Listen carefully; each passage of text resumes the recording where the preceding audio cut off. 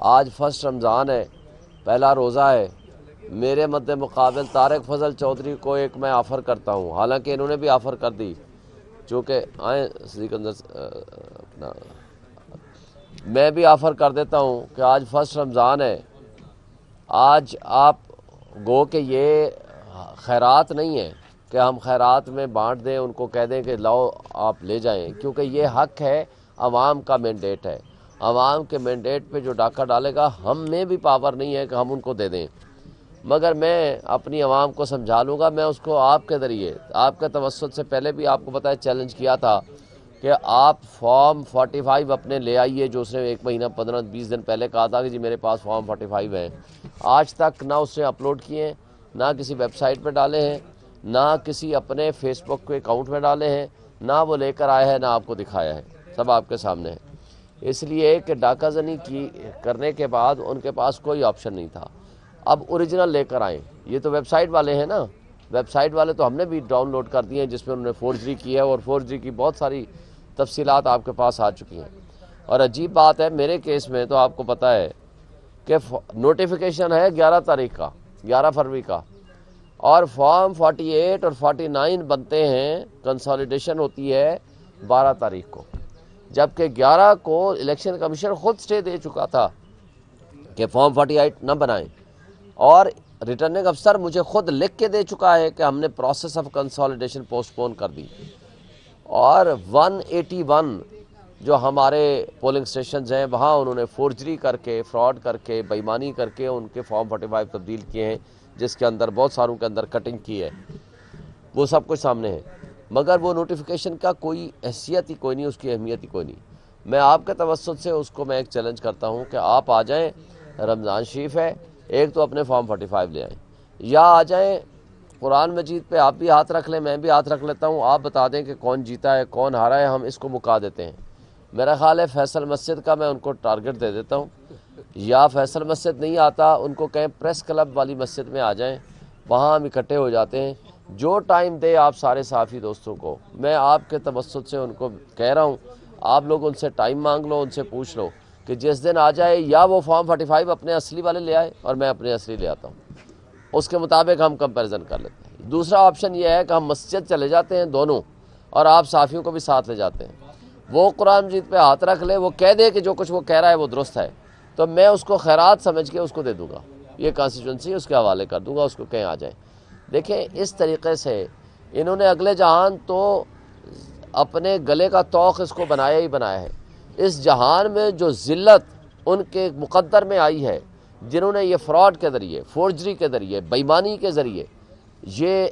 کٹ پتلی اور ناجائز اپنے آپ کو MNA کہتے ہیں، ان کے لیے اس دنیا میں بھی جتنا ذلت ان کے کھاتے میں پڑ رہی ہے، وہ ان کو چاہیے کہ آج ہی اپنے آپ کو سرنڈر کریں، سٹیپ ڈاؤن کریں اور کہیں کہ ٹھیک ہے جی ہم سے غلطی ہوئی ہے،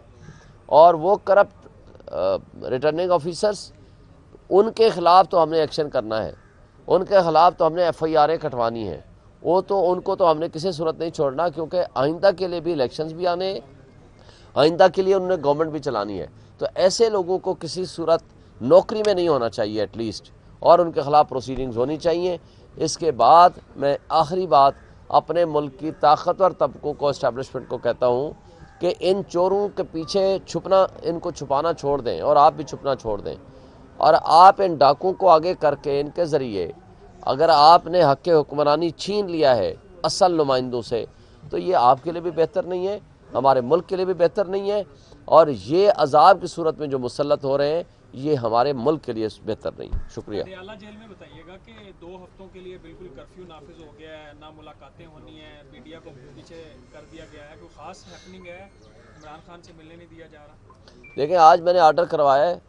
کل بھی کروایا ہے، کل آرڈر کرایا تھا کہ جی آج 1 بجے ملیں گے، آج آرڈر کرایا ہے کہ ہمارے جو ٹاپ لیڈرشپ ہے وہ ملے گی for the purpose of consultation Imran Khan صاحب سے، آپ دیکھتے ہیں اگر نہیں ملنے دیں گے۔ بات یہ ہے کہ بے ایمانی کر رکھی ہے انہوں نے، کرفیو تو اس لیے ہے کہ ان کو پتہ ہے کہ یہ کنسلٹیشن اور ملاقاتیں جو ہیں، آگے سینٹ کے الیکشن آ رہے ہیں، سینٹ کا ایک الیکشن 14 کو ہے اور اس کے علاوہ بھی ہے، تو آپ کو پتہ ہے کہ اس کے لیے وہ ہمارے راستے میں رکاوٹیں کھڑی کر رہے ہیں، اور مزید جو ہے وہ 3 کیسز میں سزا دے دی ہے، ایک کیس ابھی چل رہا ہے ٹرائل میں، ان کی خواہش اور کوشش ہے کہ اس کو بھی اسی طرح بند کمروں میں ہم وائنڈ اپ کریں، لیکن یہ اپنے مقصد میں کامیاب نہیں ہوں گے۔ یہ سسٹم عمران خان کے بغیر چل ہی نہیں سکتا ہے، ایک بات بڑی واضح ہے۔ شہین صاحب بتائیے گا، جو گزشتہ حالات ہیں سب کے سامنے ہیں، اب بھی کیا آپ کو عدالتوں سے توقع ہے ابھی تک؟ مجھے بتا دیں، عدالتوں سے توقع تو بہت کم ہے، مگر عدالتوں نے ہی انصاف دینا ہے، عدالتوں نے ہی انصاف دینا ہے۔ ہمارے ملک کی عدالتیں پابند ہیں انصاف دینے کی، آئین کے مطابق، قانون کے مطابق، کیونکہ اب ہم یونائٹڈ نیشنز میں تو انصاف لینے کے لیے نہیں جائیں گے نا، نہ انٹرنیشنل کورٹ آف جسٹس میں جائیں گے، انہی ججز سے لیں گے۔ میں ان سے پوچھتا ہوں کہ کیا 45 سال بعد آپ نے اگر بھٹو کو انصاف دیا ہے تو کیا ذوالفقار علی بھٹو کو آپ قبر سے زندہ آپ کر سکتے ہیں؟ نہیں کر سکتے۔ اس لیے وقت پہ آپ انصاف دینا شروع کریں۔ آپ زندہ یزید کو نہ کہنا سیکھیں۔ میں ججز سے مخاطب ہوں۔ آپ مردہ یزید کے خلاف تو بہت بولتے ہیں نا، کہ جو لوگ اس دنیا میں نہیں رہے، نہ وہ جج رہے ہیں، نہ وہ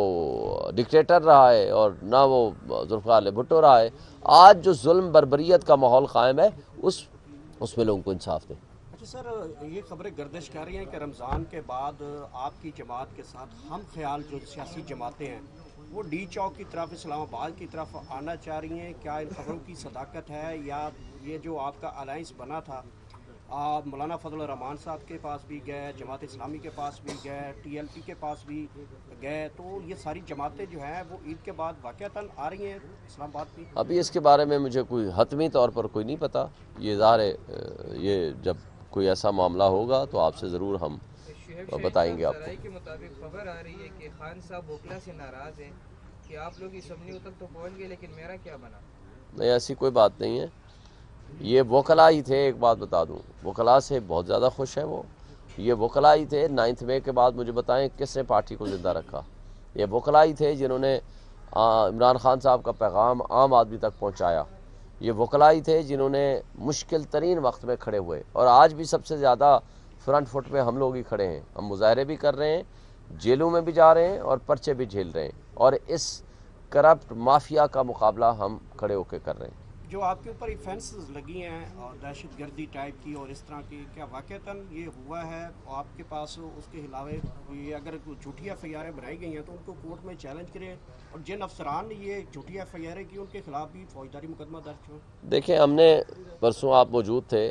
سارا میڈیا موجود تھا، ہم نے بہترین پرامن قسم کا احتجاج کیا، وہ ہمارا بنیادی اور آئینی حق ہے، اور اس پہ ایف آئی آر کٹی۔ آج سے 15 دن 20 دن پہلے ہم نے ایک پرامن احتجاج کیا تھا، اس پہ ایف آئی آر کٹی تھی۔ دیکھیں، اگر میں دہشت گرد ہوں، اگر سردار لطیف کھوسہ دہشت گرد ہے، اگر سلمان اکرم راجہ دہشت گرد ہے، تو پھر ان کو کہیں کہ دہشت گردی کی دفعات کو جو ہے نا، وہ پھر آپ خود سوچیں کہ دہشت گردی ہوتی کیا ہے۔ یعنی یہ تو دہشت گردوں کو آپ نے فائدہ پہنچانے کے لیے ایسے لوگوں کو